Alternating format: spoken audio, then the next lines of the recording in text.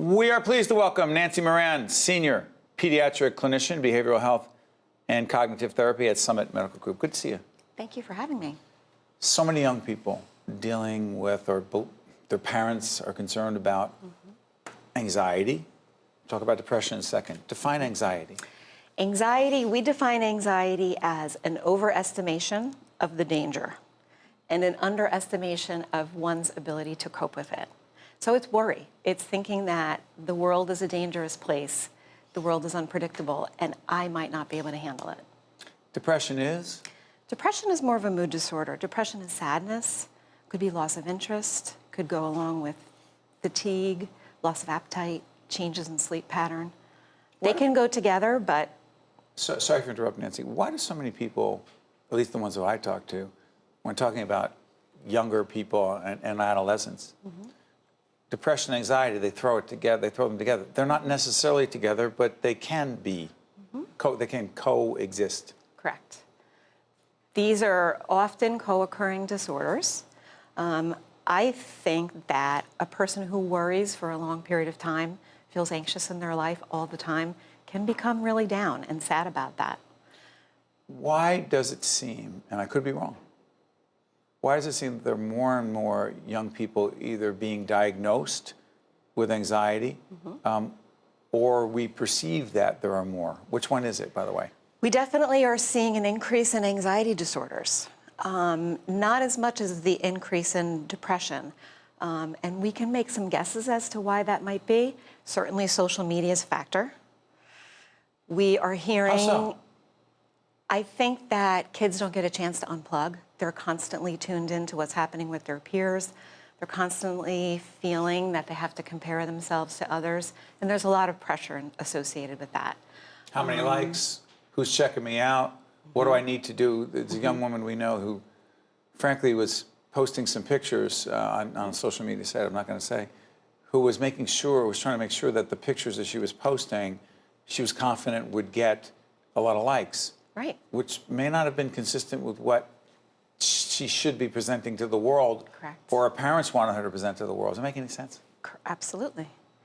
Also, we're hearing from kids that the academic world is more competitive, feels more competitive.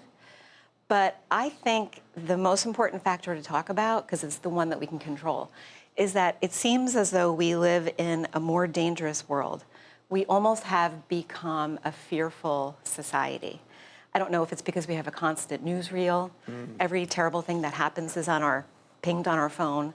But as a result, parents are much more inclined to provide a lot of protections to kids. And so this means that kids are getting that subtle message that they're not safe in the world. And they're also not getting opportunities to figure out how to cope and how to learn strategies for dealing with adversity. So I think that over time creates an anxious child. Advice for parents. The good news is that parents can definitely help the situation from a young age when your child starts expressing worry or wanting to resist situations that seem uncomfortable, such as a birthday party or even a soccer practice. If you acknowledge your child's feelings, support them, but then encourage them to face that situation anyway. The most natural thing in the world for a parent to do is to reassure your child and say, you're going to be okay, I'll help you through it. And while that seems like a helpful thing in the moment, in the long run, it makes a child feel less capable of working it out on their own. So the better approach is to, once you've acknowledged your child's feelings, talk it through with them, ask them, how do you think you could deal with that if the worst thing happened? We've talked to some of, my wife and I talked to some of the other parents. We talk about our kids a lot, right? We're not the only ones. Sure. Want our kid to go to the best school. Got to get ready for the SAT. Got to get ready for the ACT. You know, if you don't go to that great school, whether it's Ivy League or wherever else, you know, things aren't going to work out for the kid. And that kid is told that. Our kid didn't get into the special, advanced, whatever the course is. The kid knows that. Am I making too much of this stuff? It's there, it's real, but I think it's important to have the conversation to say, yeah, sometimes things don't work out the way you wanted them to. Now what? But what about putting pressure on the kid to get into that? Look, I'm trying to find the balance between having high standards, expecting the most from our from our kids, but then putting so much pressure on them that it's not healthy for them. To me, the difference is that you have a high standard versus an unrelenting standard. So meaning, do you strive to be the very best that you can be, but it's okay if you only make it 90% of the way? Or is there a very fixed and rigid outcome that is a must? When it's an unrelenting standard, there's a tremendous pressure. Too much. Too much. Too much. And by the way, let's run this all the way to the end of the show if we could, because there's so much to talk about here. You got me curious, and more importantly, you got a lot of people watching right now. So, screen time.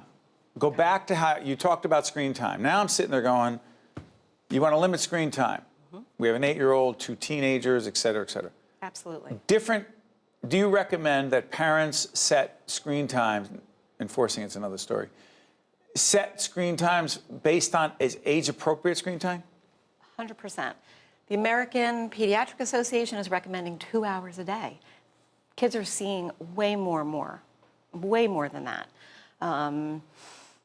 Absolutely, you have to monitor screen time. You have to put timers on. You have to designate times of the day where it's appropriate. You also have to monitor what they're doing on the screens. How do you do that? There's parental controls. You have to be savvy. You have to be savvy with the technology. And I actually am a big advocate for holding out as long as possible to give that first cell phone. And when you do, having there be a contract. Hold on a second. We'll do the contract in a second. Okay. We did this. I know some other parents have done this. You know, got the phone for safety reasons. Got to make sure you can communicate with them. You don't disagree with that. Correct. But there's another side to that, isn't there? Right. That phone belongs to you. You're loaning it to your child for the purposes of his or her safety. You reserve the right to check in and make sure that they're using it safely. You reserve the right to be their friend on social media, up to a certain point. You know, this is when they're learning. There are training wheels that have to go with this. And as your child grows and shows that they can handle it, they can use good judgment, you know, you can release some of those controls. So an 8-year-old versus a 16-year-old in terms of how you monitor it, same, different, or are there privacy issues? No, it's totally different, totally different. An 8-year-old doesn't have privacy. A 16-year-old, if they've shown good judgment, can begin to have some privacy, but only after they've demonstrated that they can use good judgment. The pressure on social media, and you're in your own little world, you know, you're down a rabbit hole and you forget. It's very easy. The best of kids have exercised poor judgment. And real quick on this, we've got about a minute and a half left. What I'm curious about is, we're not the only ones. As parents, your kid is on a screen, he or she is busy, you're getting some peace and quiet, and you go, hey, listen, Right. I'm not going to question this. Right. That's too lazy, isn't it? Well, listen, I shouldn't say lazy, but it's not the best approach. But it's realistic. Yes, you know, that's why I put it out there. I think that's what happens in families. And also, I'm not saying screens are terrible and awful and we should never have them, but you know, kids deserve a little downtime and they can do something enjoyable or even educational. But it's just that it's limited and it's monitored. You know, it's so interesting. We were talking about an 8-year-old, 16-year-old, but also our initiative, put up if we could, Nicole, our Right from the Start NJ initiative deals with how we can help infants and toddlers. It's relevant there as well. They should not be on it at all. Say that again. Infants and toddlers, up to 3. I think it's up to 2 that they're very concerned about the neurological development of a child. Important stuff. This is, boy, you've given us a lot to think about. And I'm not the only one as a parent. Nancy Moran, who is Senior Pediatric Clinician, Behavioral Health and Cognitive Therapy at Summit Medical Group. And we are colleagues and friends with the folks over there, and they support our programming as well at Summit. Thank you, Nancy, for joining us. We appreciate it. Thank you for having me. I'm Steve Adubato. Let's continue the conversation. So be sure you let us know exactly what topics you think that we should be covering on Think Tank. So check me out on Twitter, at Steve Adubato. But way more importantly, make sure you think for yourself. See you next week. When it comes to you and your family's health care, transparency is key. At Holy Name Medical Center, we believe in creating an environment where patients can be educated and informed so they can get the most out of their health care. As New Jersey's healthcare industry continues to evolve and change, Holy Name remains committed to providing patients with high-quality, accessible, and affordable health care. Also brought to you by Berkeley College, the New Jersey Economic Development Authority, and by the Russell Berry Foundation, making a difference.